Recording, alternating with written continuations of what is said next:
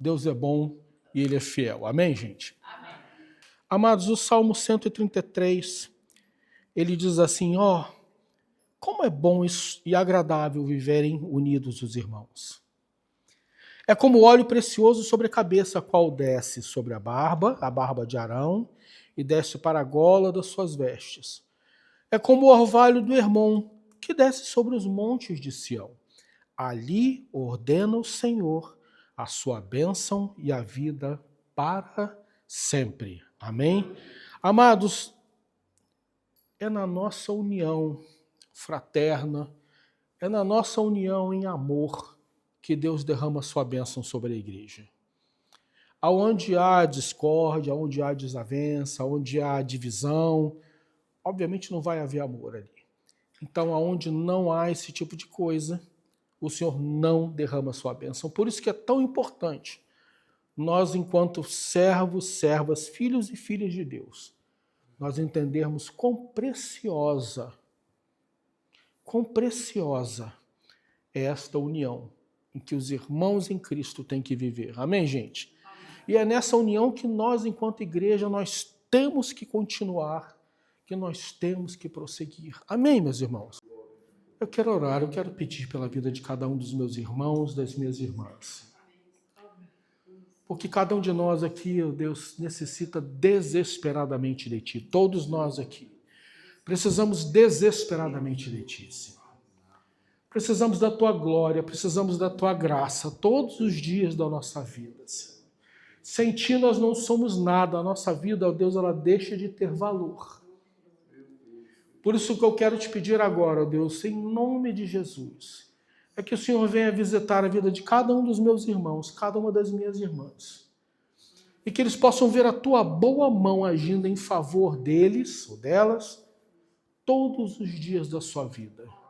Nós possamos ver algo novo da Tua parte, possamos ver algo tremendo da Sua parte, vindo de Ti, Senhor, chegando às nossas vidas, chegando às nossas casas. Eu te peço isso em nome de Jesus. Amém e amém. Vamos saudar o nosso Deus com uma linda salva de palmas, amém? Aleluia. Glórias a Deus. O tema da pregação de hoje é ter esperança nas promessas de Deus, sabe?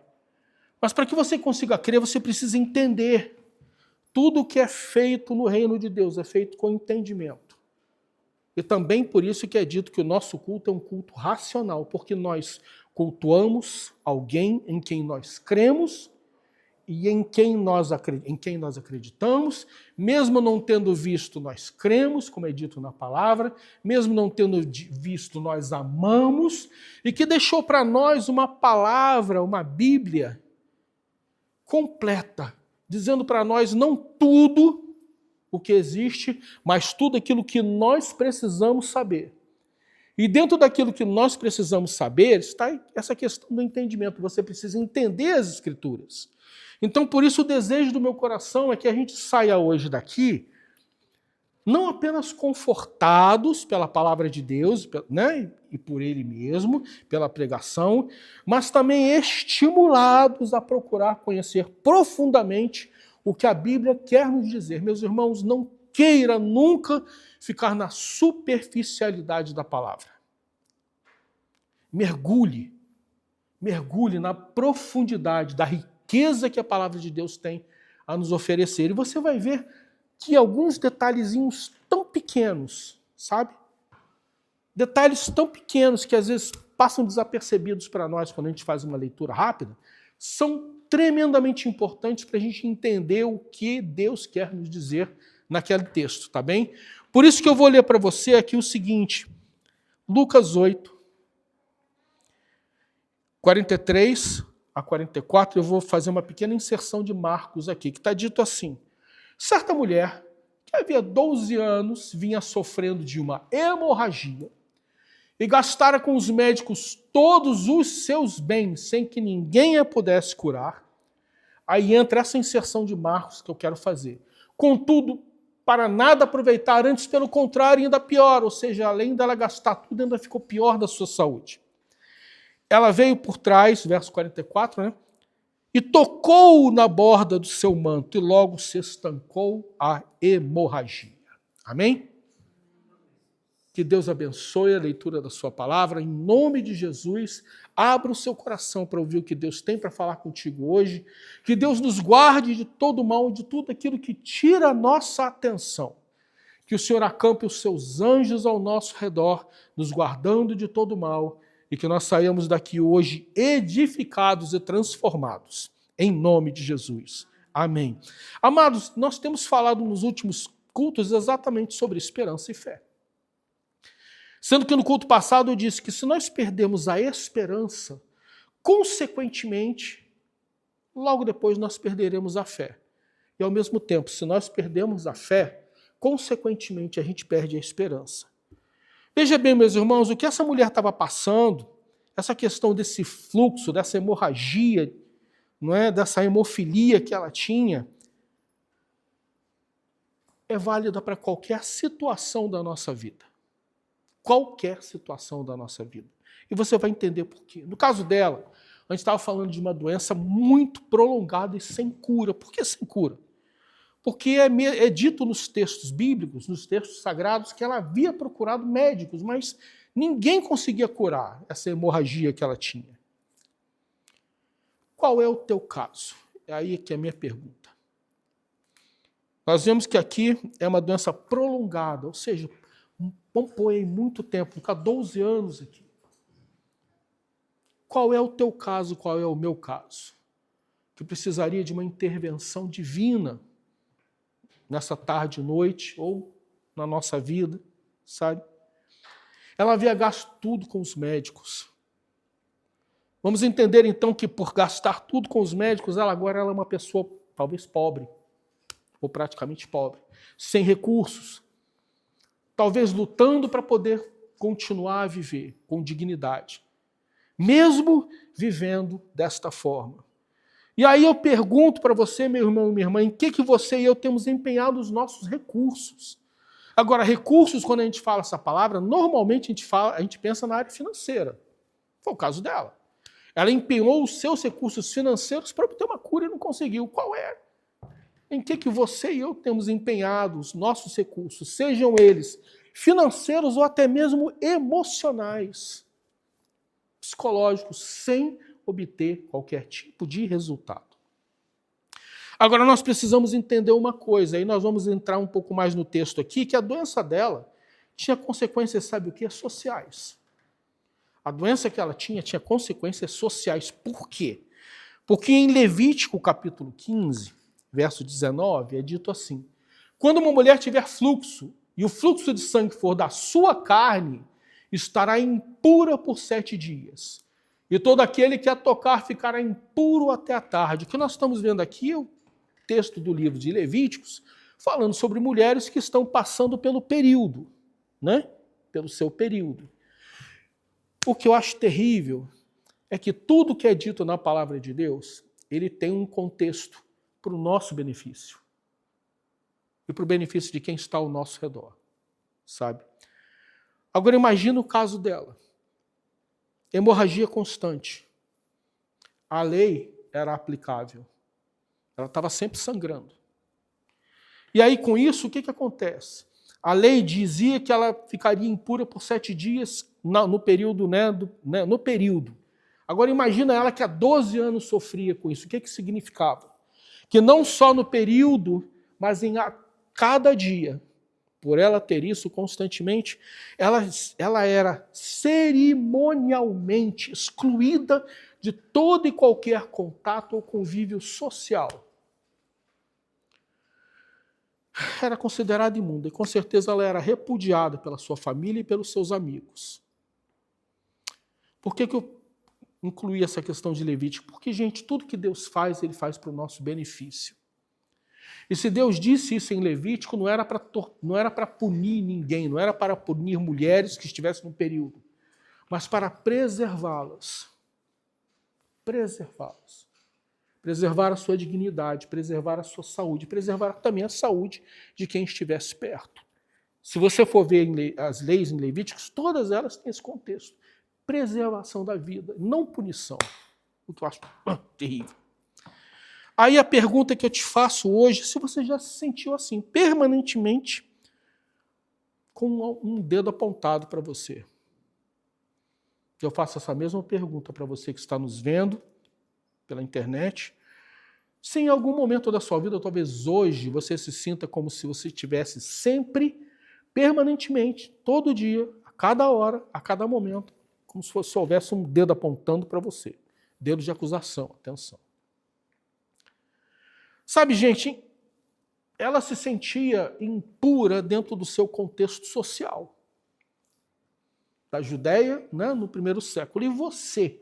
Qual é o contexto social que você vive e que faz talvez com que você, ou você, se sinta impuro, sem perdão? Entenda, porque a questão dela envolveria isso. Sem perdão, você é impuro, você não tem perdão. Você é excluído, você é excluída. Eu não te quero perto de mim. Incapaz de viver socialmente, talvez cheios de culpa. É culpa minha. Imagine que o que ela sofria, de repente trazia para ela um peso de culpa. Não, a culpa é minha. Deus está me punindo. E muitas vezes, meus irmãos, minhas irmãs, nós nos sentimos assim, punidos por Deus. Por causa das coisas que estão ao nosso redor. Por causa das situações que nós estamos vivendo. Por causa de muitos dedos apontados na nossa direção, dizendo, você é culpado, você é culpada. Você não faz nada direito, você é assim, você é assado, você é costurado. E, gente, infelizmente, nós vivemos em uma geração que ela crucifica o próximo, no lugar de oferecer a mão, sabe, para ajudar. É como eu falei antes, essa questão das leis em Levíticos era para preservar a mulher. Ou seja, é como se Deus estivesse estendendo uma mão de bênção, de ajuda para a mulher, dizendo, olha, nesse período você vai ficar quietinha para o teu bem. O seu bem, você vai ficar reservada para o teu bem, sabe? Mas nós vivemos em uma geração que basta você falar alguma coisa que alguém não goste, você é crucificado. Nós vivemos uma geração que engole tudo que é oferecido de bandeja pela mídia social, sem que se dê o trabalho de ir a fundo para saber se o que está sendo dito tem alguma parcela de verdade. Hoje, bastou publicar alguma coisa em qualquer mídia social que a pessoa engole. Não interessa se é verdade ou não. Sabe, a gente é inundado com mensagens e com rios e com, né, dizendo as maiores absurdos, as maiores bobagens, as maiores besteiras, e as pessoas acreditam nisso. Basta alguém filmar, eu falei isso aqui já mais de uma vez, basta alguém filmar, seria como se eu sentasse, como eu vi, sentasse num carro e dissesse, olha, o negócio é o seguinte, meu nome é Robert Carlston, eu sou diretor do hospital, não sei lá das quantas, tal, tem PhD disso, daquilo. Eu vim aqui para dizer, antes que esse vídeo seja retirado da internet, que a substância tal é cancerígena e mata. Eu poderia fazer isso e sabe o que ia acontecer? Todo mundo ia acreditar. E ninguém se dá o trabalho de procurar saber se o que está sendo dito é verdade ou não. Eu já peguei muita coisa que não tinha nada a ver. Mas enfim, vamos continuar aqui. Sabe, gente, a gente precisa entender em profundidade a extensão do ato dessa mulher. Se você for pensar bem, ela, e pelo texto que nós lemos, ela estava afastada do convívio social. Cerimonialmente, se alguém encostasse nela, a pessoa se tornaria impura por 7 dias e a pessoa também teria que se afastar. Aí nós vemos uma cena em que eu não entrei em detalhes da cena, mas nós vemos aqui uma cena em que Jesus está indo para a casa de Jairo. Lembra que eu comentei no culto passado? Jesus está indo para a casa de Jairo e tem uma multidão ali naquela rua estreitinha, né? Talvez estreitinha, tem uma multidão cercando Jesus de tudo quanto é canto. E no meio daquela multidão, uma mulher com hemofilia, com hemorragia assim grave. Ela não poderia estar lá.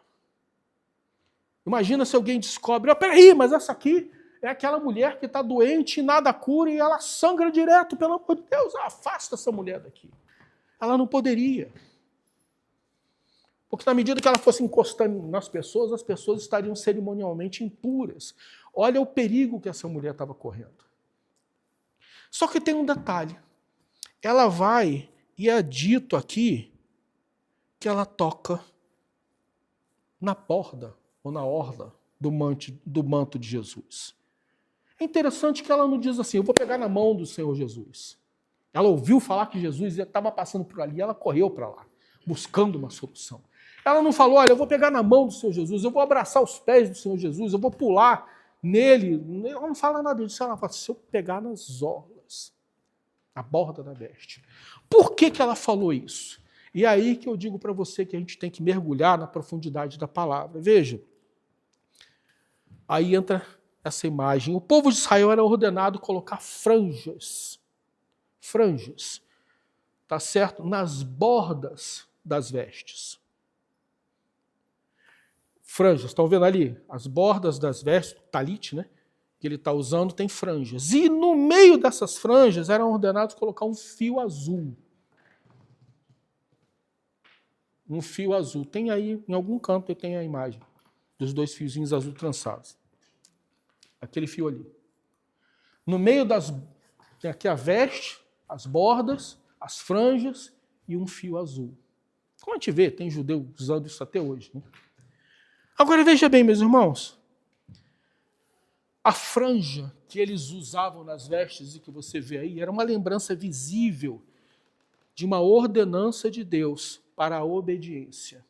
Aí você vê em Números 15, verso 39, o seguinte: e será para vós por franja, para que, o vendo, vos lembreis de todos os mandamentos do Senhor e os cumprais. Ou seja, quando você via um judeu andando com o talite, né, com essa veste ali, né, cheia de franjas, você automaticamente lembrava, eu tenho um Deus cujos mandamentos eu tenho que obedecer.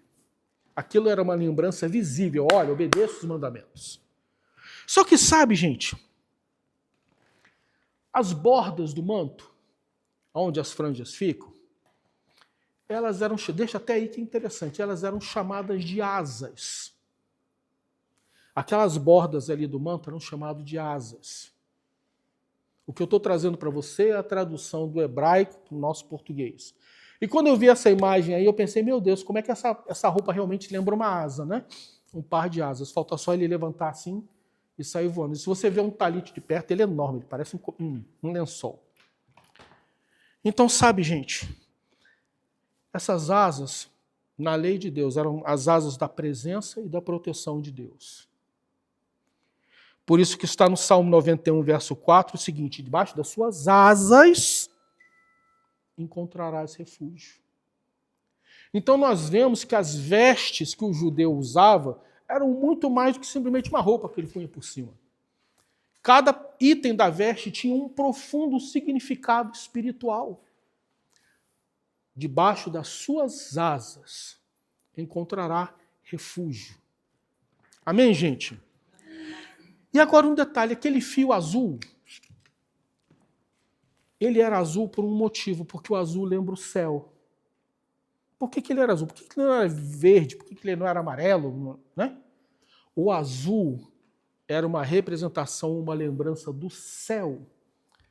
Era uma representação, sabe do quê? Da realeza e da presença de Deus e do reino de Deus. Então, quando alguém olhava para aquele fiozinho azul que estava costurado na roupa, a pessoa lembrava o céu, a realeza de Deus, a presença de Deus. Ou seja, tudo dentro de uma roupa com um profundo contexto espiritual.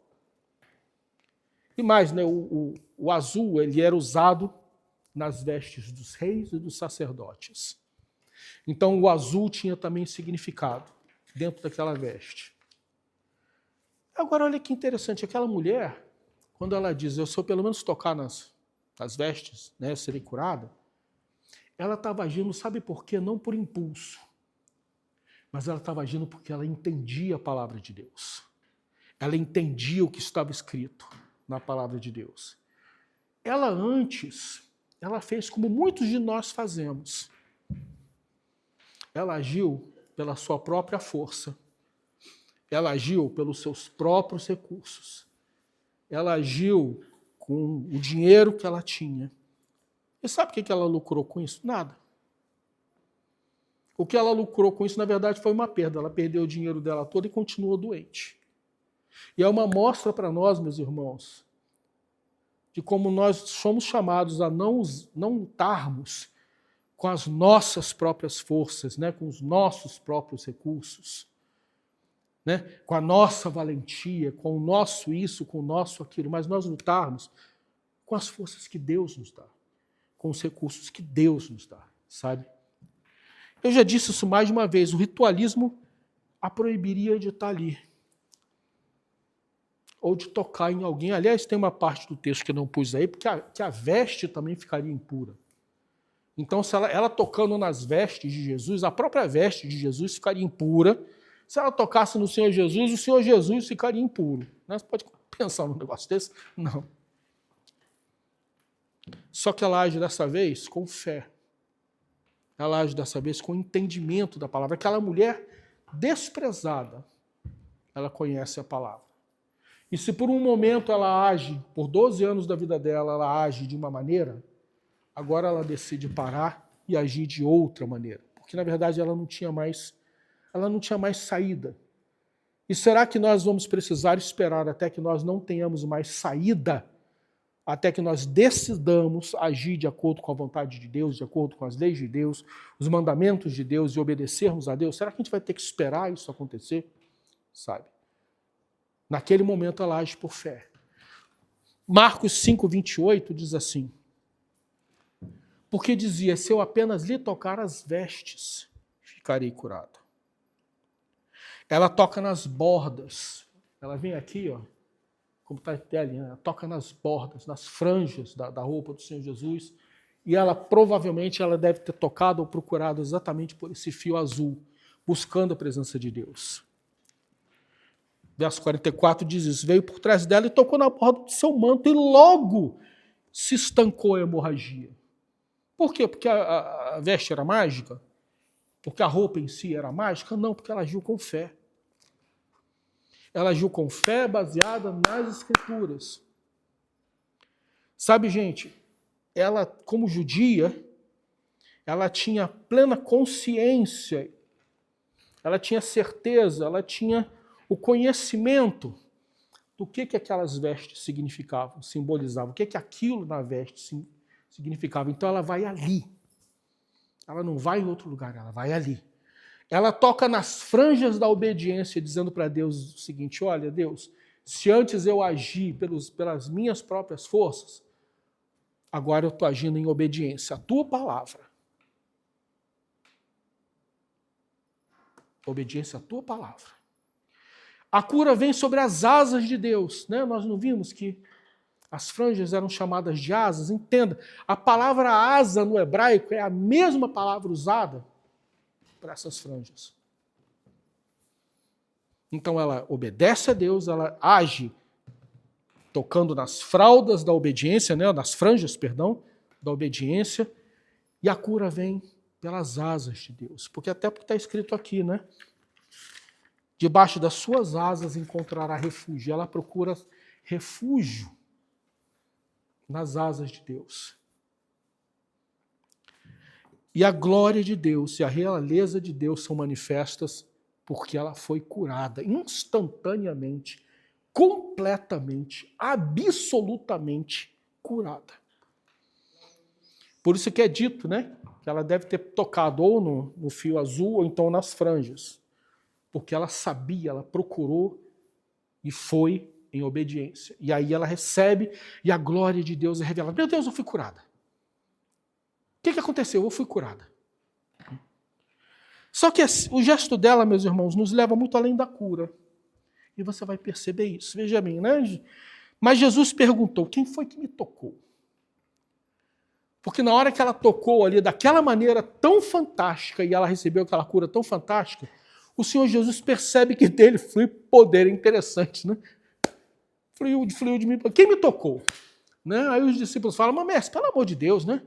O que mais tem aqui é gente, está todo mundo te apertando, todo mundo te comprimindo, e você pergunta quem foi que te tocou, todo mundo te tocou, se eles tivessem dito isso. Só que aí Jesus insistiu no verso 46. Alguém me tocou porque senti que de mim saiu poder. Não foi um toque qualquer. De mim saiu o poder. E, gente, quando Jesus ele fez essa pergunta, o que ele está querendo dizer para os discípulos? Alguém aqui me tocou intencionalmente. Não foi um esbarrão, não foi alguém que colidiu comigo. Alguém veio até mim e me tocou intencionalmente, querendo me tocar. Querendo me tocar. Aí tem uma observação que eu faço aqui, porque veja, meus irmãos. Se aquela mulher tivesse tocado nas vestes, né, de Jesus e nada tivesse acontecido, sabe o que isso significaria? Que Jesus não era nada nem ninguém. Era apenas mais um rabino. Estava passando por ali. Mas aí eu quero entrar com você no texto de Malaquias 4:2, que é maravilhoso. Mas para vós outros, que temeis o meu nome, nascerá o sol da justiça, trazendo cura onde? Nas suas asas. Amados, esse sol da justiça que traz a cura é o próprio Senhor Jesus. É como se ele tivesse dito o seguinte: olha, alguém me tocou aqui intencionalmente, sabendo que eu sou o Messias. Sabendo que eu sou o Messias. Sabe, gente, a cura daquela mulher foi mais do que uma cura, e a gente precisa entender isso. Foi uma declaração messiânica de que Jesus era o Messias. Porque o sol da justiça traz cura nas asas, nas bordas do manto. Como nós lemos, como nós cansamos de ver aqui. Nas asas, nas bordas do manto. Então aquela mulher tocando, sendo curada, e a glória de Deus sendo manifesta, o próprio Deus estava dizendo assim: este é o meu filho e ele é o Messias. Ele não é um rabino qualquer, não, ele é o Messias. E aí, gente, nós entramos já para a parte final aqui da pregação, que eu preciso que você entenda. Amados, aquela mulher foi procurar cura. O objetivo inicial e principal dela era ser curada. Ela ouve falar: Jesus, o Messias, está passando, o rei de Israel está passando aqui, pelo amor de Deus, ele é o Messias, eu tenho que ir lá. E ela enfrenta tudo, ela enfrenta as circunstâncias, ela enfrenta a coisa desagradável que acontecia com ela, que com certeza tinha cheiro ao redor dela, ela enfrenta tudo. Ela enfrenta tudo. Ela podia ter ficado em casa com pose de coitadinha, de sei lá o quê, dizendo: olha, eu sou assim mesmo, olha, eu não consigo me curar. Se eu for, alguém vai me criticar. Se eu for, alguém vai dizer quem eu sou e vai querer me expulsar, vão me dar pedrada. Ela podia ter ficado em casa, gente, se remoendo, se lamentando, dizendo: não adianta nada, não vai adiantar nada, 12 anos eu estou assim, nada dá certo, nunca vou conseguir. Ela podia ter ficado em casa, mas não, ela em vez dela ficar em casa, ela levanta e vai. Ela levanta e vai, sabendo o Messias está lá.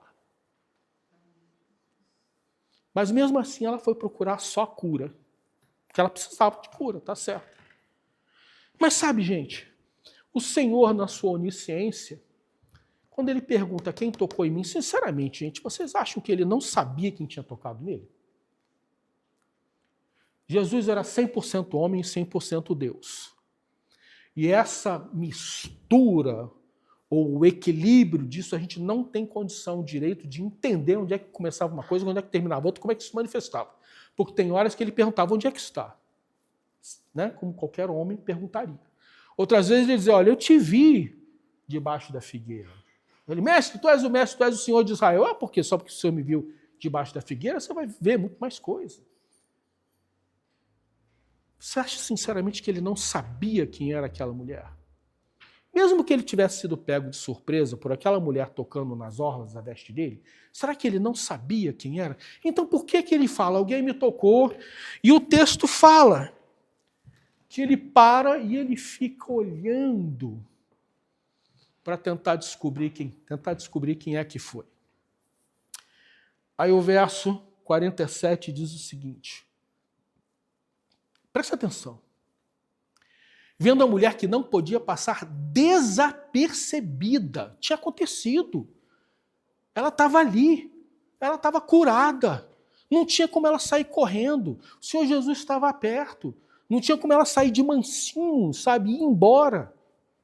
Não tinha como, ela estava ali naquela situação. Não podia passar desapercebida. Aproximou-se trêmula e, prostrando-se diante dele, declarou à vista de todo o povo que antes a tinha excluído. Diante de todo o povo que com certeza a desprezava, dizendo, não te quero perto de mim, você é impura. Você é impura. Não te quero perto de mim. Não te quero dentro da minha casa. Não te quero perto da minha casa. Não quero você perto da minha família. Porque se você tocar em alguém da minha família vai se tornar impura. E essa mulher chega e fala à vista de todo o povo a causa porque ele havia tocado e como imediatamente fora curada.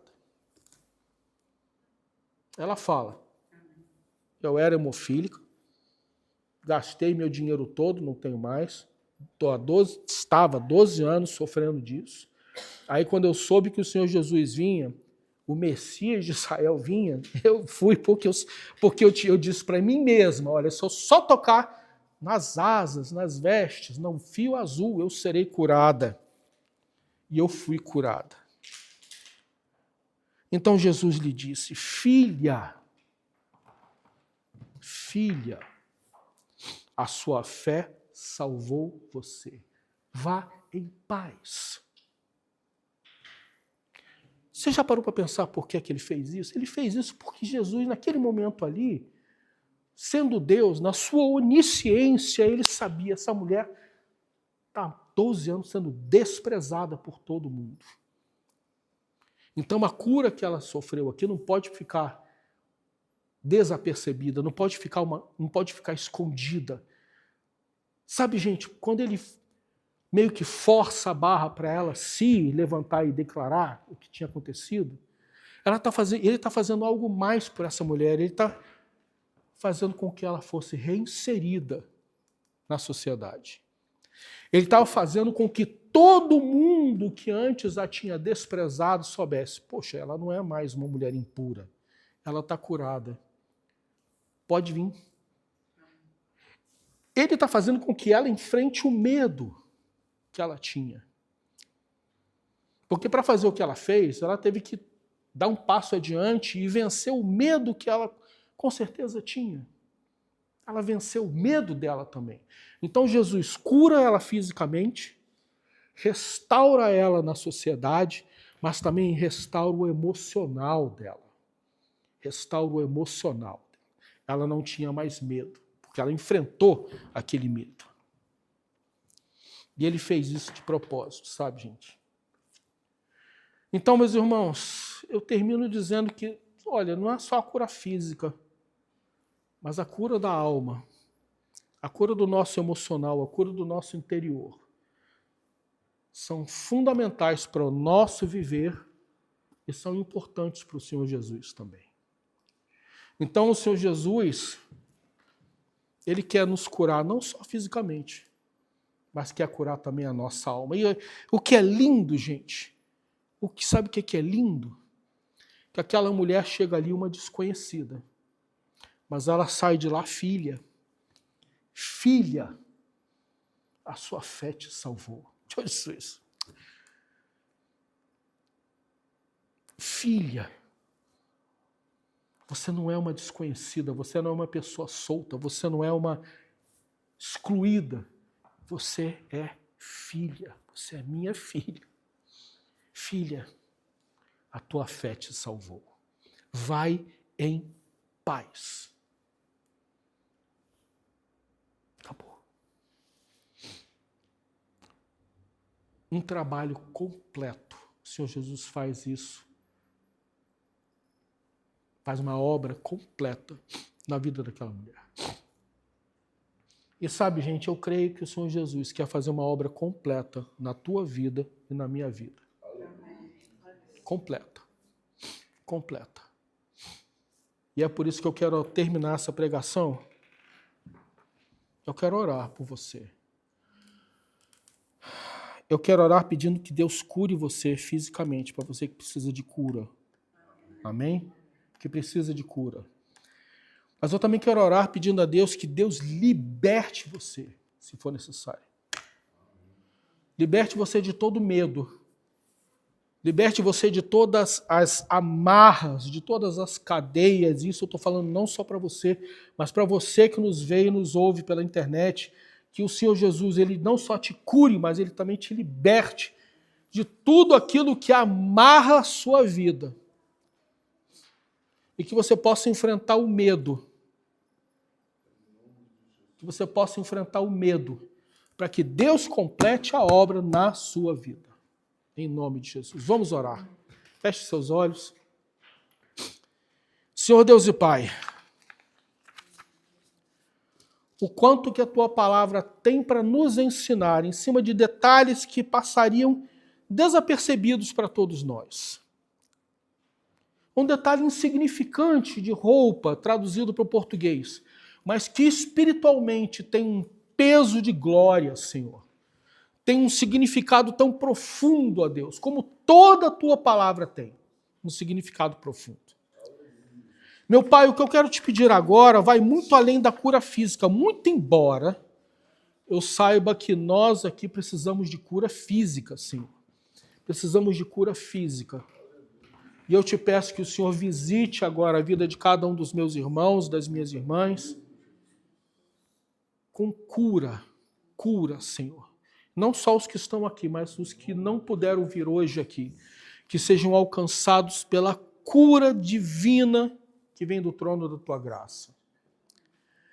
Mas, ó Deus, eu também quero te pedir por algo a mais, que o Senhor venha quebrar cadeias aqui neste lugar, em nome de Jesus. Que o Senhor venha quebrar cadeias na alma daqueles que precisam ter essas cadeias quebradas na sua alma, Senhor, no seu emocional, em nome de Jesus. Quebra cadeias, ó Pai, que impedem pessoas de irem à frente.